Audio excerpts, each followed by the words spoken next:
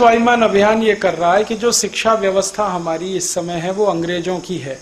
Macaulay नाम का एक अंग्रेज आया, उसने शिक्षा का पाठ्यक्रम बनाया, उसके आधार पर स्कूल चलते हैं सारे के सारे। हम उस पाठ्यक्रम को बदलना चाहते, नया पाठ्यक्रम लाना चाहते। उसके लिए एक स्वदेशी शिक्षा का मॉडल हम बना रहे हैं और उसमें गुरुकुलों की व्यवस्था शुरू करने फिर से जा रहे हैं।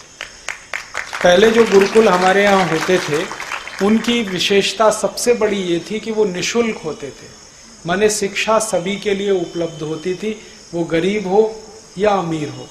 आपको मालूम है श्री कृष्ण और सुदामा एक ही जगह पढ़ते थे। सुदामा के पास तो पैसे ही नहीं थे, कृष्ण तो करोड़पति थे, करोड़पति का बेटा या रोडपति का, सब एक साथ पढ़ते थे क्योंकि फीस नहीं लगती थी। तो शिक्षा तो निशुल्क ही होनी चाहिए। दूसरा, उस शिक्षा में जो ज्ञान होता था वो ऐसा होता था तो जीवन के काम का। अभी जो शिक्षा है इसमें ज्ञान ऐसा है जो जिंदगी में कभी काम नहीं आता। जैसे मैं खुद मेरे से प्रश्न करता हूं, मैंने गणित पढ़ा, मॉडर्न अलजेब्रा पढ़ा, उसमें x + y होल स्क्वायर पढ़ा, x - y होल स्क्वायर पढ़ा, x + y होल क्यूब पढ़ा, x - y होल क्यूब पढ़ा, पढ़ा, खूब रटा, इम्तहानों में लिखा, नंबर भी लाया, लेकिन वो आज तक मेरी जिंदगी में काम नहीं आया। एक भी दिन काम नहीं आया x + y होल स्क्वायर। जब काम नहीं आया तो क्यों पढ़ा मैंने? मेरे टीचर कहते हैं काम उनको भी नहीं आया लेकिन उन्होंने मुझे पढ़ाया क्योंकि उनको किसी ने पढ़ाया। तो ये भेड़िया दसान क्यों चलाना? तो जो ज्ञान काम नहीं आता उसको पूरा हटा देना ही अच्छा है, वो बोझा है। और जो हमें याद नहीं रहता वो भी हटा देना अच्छा है।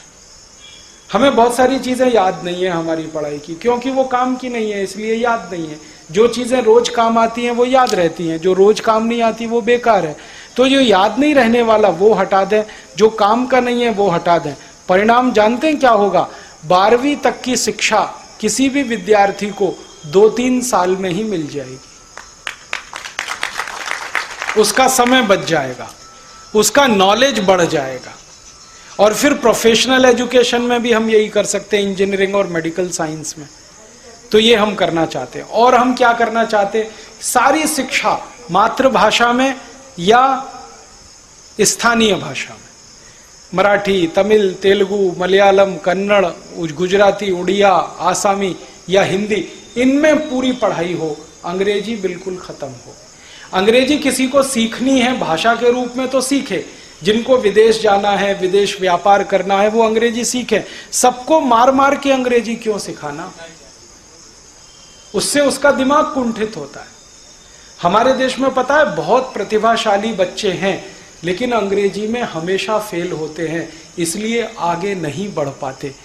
उनका गणित अच्छा है, उनका फिजिक्स अच्छा है, उनका केमिस्ट्री अच्छा, अंग्रेजी खराब है। और अंग्रेजी खराब होने में हैरानी क्या है? क्योंकि अंग्रेजी हमारी भाषा नहीं है, खराब तो होनी चाहिए। हमें अंग्रेजी क्यों आनी चाहिए? इंग्लैंड में किसको हिंदी आती है जो हमें अंग्रेजी आनी चाहिए? जब वो हिंदी सीखने के लिए परेशान नहीं है तो हम अंग्रेजी सीखने के लिए क्यों मारामारी कर रहे हैं? और हम ऐसे मूर्ख लोग हैं जो अंग्रेजी का बाजा बजाते रहते हैं हमेशा, अंग्रेजी राष्ट्रभाषा, अंग्रेजी अंतर्राष्ट्रीय भाषा। दुनिया में 200 देश हैं, सबका मैंने पता कर लिया, सिर्फ 14 देशों में अंग्रेजी चलती है, बाकी कहीं नहीं चलती। फ्रांस में फ्रेंच चलती है, जर्मनी में जर्मन चलती है, स्वीडन में स्वीडिश चलती है, डेनमार्क में डेनिश चलती है, रूस में रशियन चलती है, जापान में जापानीज चलती है, चीन में चाइनीज चलती है। सब देशों की अपनी भाषाओं में शिक्षा होती है, भारत में ही अंग्रेजी चलती है। और ऐसी मूर्खतापूर्ण भाषा है जिसका कोई और छोर नहीं है। पीयूटी पुट तो बीयूटी बुट, और बीयूटी बट तो पीयूटी पट, सीयूटी कट, ब्यूटी बट तो पीयूटी पट होना चाहिए कि नहीं? और अगर पीयूटी पुट है तो ब्यूटी बुट, सीयूटी कुट होना चाहिए। क्या मूर्खतापूर्ण भाषा है। अंग्रेजी में लिखते हैं चोपड़ा, CHOPARA, चोपड़ा लिखते हैं ना। अच्छा, कहीं पे CH चोपड़ा कर देते हैं, कहीं CH कोपड़ा कर देते हैं।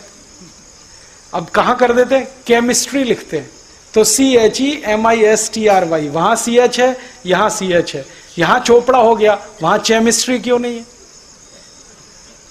और अगर वहां केमिस्ट्री है तो यहां कोपड़ा क्यों नहीं है?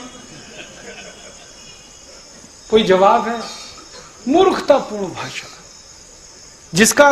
जिसका कोई ग्रामर नहीं है, उधार लिया हुआ सारी दुनिया से, शब्द नहीं है उनके पास, सब उधार लिया हुआ है। शब्दों की इतनी कमी है अंग्रेजी में।